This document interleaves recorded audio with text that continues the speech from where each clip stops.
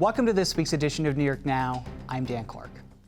The next 2 months in New York politics might just be the two most important months of this year, and there are two reasons for that. For one, lawmakers return to Albany next week to finish out this year's legislative session that ends in early June. And we don't really know what they're going to do, but there's a lot on the table, from new criminal justice reforms to environmental measures. But for two, we're now about 10 weeks out from this year's primary. And whatever happens in Albany could play into that election. And we're already seeing that in the race for governor. Congressman Tom Suozzi is one of two Democrats challenging Governor Kathy Hochul for the party's nomination this year. And here's what he said this week about this year's state budget, which passed 2 weeks ago. So it's the same old Albany mess. It's the same old most corrupt state in the United States of America that's given us the highest taxes in the United States of America, a higher crime rate, and a state that so many people can't afford to live in. And the congressman will join us on next week's show to chat more, but let's bring it back to Albany now with Michael Gormley from Newsday and Marina Villeneuve from the AP. Thank you both for being here. So we got about 2 months left in the session, plus the primary. We just said there's a lot of moving parts. Let's start with session. Mike, what are you watching for these next 6 weeks we have? Right. Well, one of them is actually a holdover. One of the options for Governor Hochul to get her former Lieutenant Governor Brian Benjamin off the ticket is to have legislation. That seems to be a strong possibility based on what she said this week. So that would be an issue. But there's some others that are mayoral control in New York City, and that usually attaches with it some other major policy. There's a couple interesting issues that have been pushed off past the budget. One is about accessory dwelling units, which would allow, which almost compel communities to allow multiple dwellings in homes, which critics of it say it's going to be the end of single-family neighborhoods, but it's a way to combat the lack of affordable housing statewide. It's several other issues too. Yeah, it's interesting. You mentioned mayoral control of New York City schools. That may be coupled with, I don't know what it's called, 421A. It's a tax abatement program for housing, and then they're calling it 458. I don't know, some letters and numbers. Marina, what are you watching for the rest of the session? Right.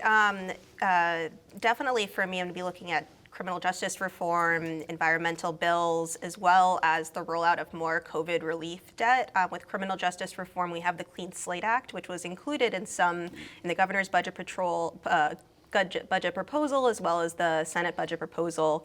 And the Clean Slate Act would basically allow for the sealing of criminal records after a period of time. There were some differences between how the governor and the Senate want to do it. So it'll be really interesting to see if there's any sort of momentum to get that passed in the rest of the session. In terms of the environment, the budget did a lot to increase spending on climate change. But there is still a lot of calls from environmental groups for lawmakers to do more, like everything from not allowing natural gas hookups in buildings, and new construction and things like that, which was not included in the budget. And there are a lot of people in New York who are behind on their utility bills, largely because of the pandemic, which led to a big increase in utility debt. A lot of New Yorkers who applied for rent relief also applied for utility debt, but the state decided to only use that rent relief fund for rent and not utility debt. And there's a big chunk of money in the budget for utility debt, but advocates I've spoken to and consumers I've spoken to worry that it's really not enough.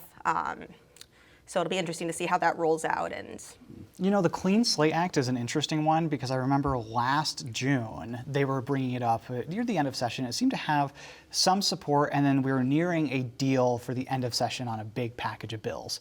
And it was said at the time that Clean Slate was going to be in there, and then it wasn't in there. And then both the Assembly and the Senate said, oh, we have the votes for this for sure. It was just a technical issue that's holding this up. And then fast forward to this year, and the votes suddenly aren't there, but the members haven't changed. So that's something really interesting to watch for me. I would just say you're both right. Those bills are going to be key. The ones Marina mentioned are going to be very big this year, partly because it's an election year. Yes. And these are high priorities of a lot of, particularly the progressives in the legislature. So we'll see those. Yeah. I was going to ask you, Mike, how do you think this plays out politically if they do something like the Clean Slate Act? I mean, we see crime as a major issue, and I'm assuming if they do something like Clean Slate, then that might play into some campaign ads down the road. How do you see them balancing that tightrope? Well, Really, the tightrope is on Long Island. That is the concern. Progressives in the Senate and in the Assembly will be very supportive of a lot of this stuff. The more moderate Democrats in the Senate from Long Island have tougher districts. They're more evenly divided. Some still have a great deal of Republicans in them.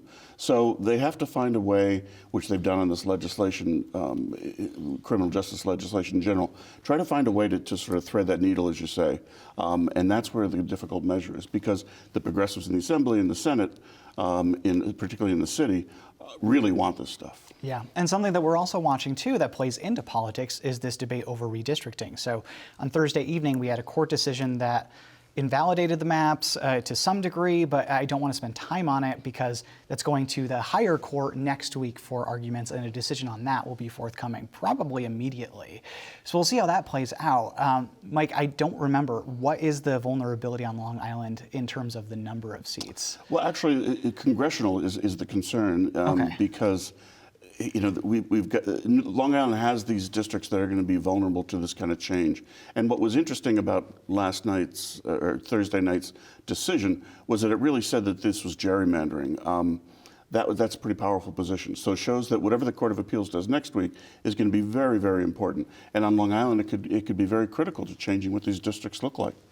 Yes, definitely, for sure. Marina, I want to circle back to the politics part of what they're doing in terms of the rest of session. So you mentioned environmental measures.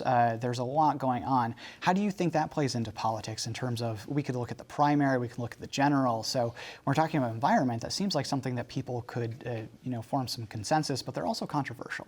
Right.